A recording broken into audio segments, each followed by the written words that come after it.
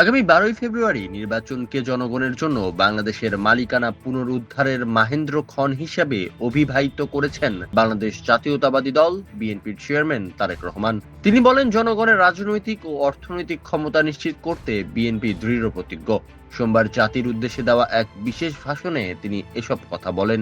ভাষণে তিনি দেশের বর্তমান রাজনৈতিক বাস্তবতা, বিএনপির নির্বাচনী ইশতেহার এবং ভবিষ্যৎ রাষ্ট্র পরিচালনার রূপরেখা তুলে ধরেন। শহীদদের প্রতি শ্রদ্ধা ও আন্দোলনের পটভূমিও তিনি তুলে ধরেন। বক্তব্যের শুরুতে তারেক রহমান মহান আল্লাহর শুকরিয়া আদায় করেন এবং গত ১.৫ দশকে গণতন্ত্র পুনরুদ্ধারের আন্দোলনে শহীদের আত্মার মাগফিরাত কামনা করেন। তিনি উল্লেখ করেন, ২০২৪ সালের ছাত্র জনতার গণ অভ্যুত্থানে ১৪ শতাধিক মানুষ শহীদ হয়েছেন, যাদের স্বপ্ন বাস্তবায়ন করা বিএনপির নৈতিক দায়িত্ব। তিনি বলেন, শহীদের অকাঙ্ক্ষিত একটি ন্যায়ভিত্তিক, নিরাপদ ও গণতান্ত্রিক বাংলাদেশ গড়াই তাদের লক্ষ্য।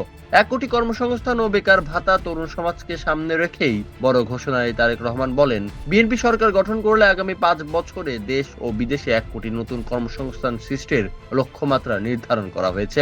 বিশেষভাবে আইটি সেক্টর, ফ্রিল্যান্সিং এবং কুটির শিল্পের বিকাশে গুরুত্ব দেওয়া হবে। এছাড়া স্নাতক ডিগ্রিধারী শিক্ষিত বেকারদের জন্য চাকরি পাওয়া পর্যন্ত ৬ মাস থেকে ১ বছর মেয়াদী বিশেষ আর্থিক ভাতা দেওয়ার ঘোষণাও দেন তিনি। নারীর ক্ষমতায়ন ও ফ্যামিলি কার্ড, নারীর ক্ষমতায়নের উপর গুরুত্ব দিয়ে তারেক রহমান বলেন, দেশের প্রত্যেক জনগোষ্ঠী নারী, তাদের বাদ দিয়ে কোনো উন্নয়ন সম্ভব নয়। বিএনপি সরকার গঠন করলে প্রতিটি পরিবারে নারী প্রধানের নামে ফ্যামিলি কার্ড ইস্যু করা হবে। এই কার্ডের মাধ্যমে নিম্ন আয়ের পরিবারগুলোকে মাসিক ২৫০০ টাকা বা সমমূল্যের খাদ্য সহায়তা দেওয়া হবে। পাশাপাশি কর্মজীবী নারীদের জন্য ডে কেয়ার সেন্টার এবং যাতায়াতের সুবিধার বিশেষায়িত ইলেকট্রিক পরিবহন ব্যবস্থা চালুর পরিকল্পনার কথাও জানান তিনি। কৃষকদের স্বার্থ রক্ষায় বিএনপি সরকার ফার্মার্স কার্ড প্রত্যাবর্তন করবে বলে ঘোষণা দেন তারেক রহমান। তিনি বলেন, বাঁচলে কৃষক বাঁচবে দেশ, এই নীতিতে কৃষকদের সরাসরি আর্থিক ও প্রযুক্তিগত সহায়তা দেওয়া হবে। একই সঙ্গে শ্রমিকদের জন্য ন্যায্য মজুরি ও নিরাপদ কর্ম পরিবেশ নিশ্চিত করার প্রতিশ্রুতি দেন তিনি। সংবিধানে আল্লাহর উপর আস্থা পুনর্বহাল, ধর্মীয় মূল্যবোধ প্রসঙ্গে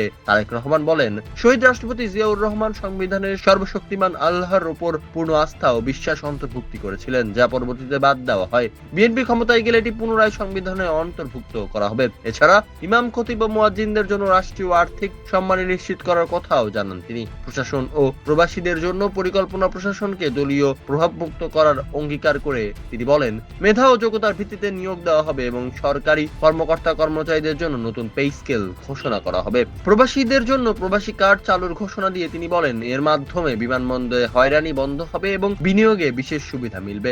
অতীতের ভুল থেকে শিক্ষা নেওয়ার বিষয়ে বক্তব্যের এক পর্যায়ে তারেক রহমান বিএনপির অতীতের অনিচ্ছাকৃত ভুল ত্রুটির জন্য দেশবাসীর কাছে আন্তরিক দুঃখ প্রকাশ করেন। তিনি বলেন, অতীত থেকে শিক্ষা নিয়ে বিএনপি আগামীর বাংলাদেশ করতে চায় এবং দুর্নীতির বিরুদ্ধে সর্বোচ্চ কঠোর অবস্থান নেওয়া হবে। ধানের শীষে ভোট দেওয়ার আহ্বান শেষে দেশবাসীর প্রতি আহ্বান জানিয়ে তারেক রহমান বলেন, ১২ ফেব্রুয়ারি সারাদিন ধানের শীষে ভোট দিন। তরুণের প্রথম ভোট হোক ধানের শীষের পক্ষেই। তিনি বলেন, জনগণ প্রার্থীদের দায়িত্ব নিলে বিএনপি সরকার জনগণের দায়িত্ব নেবে। বক্তব্য শেষে তিনি বাংলাদেশ জিন্দাবাদ, বাংলাদেশ জাতীয়তাবাদী দল জিন্দাবাদ স্লোগান দিয়ে দেশবাসীর দোয়া ও সমর্থন কামনা করেন। 12 ফেব্রুয়ারি সারাদিন ধানের শীষে ভোট দিন। আল্লাহ হাফেজ।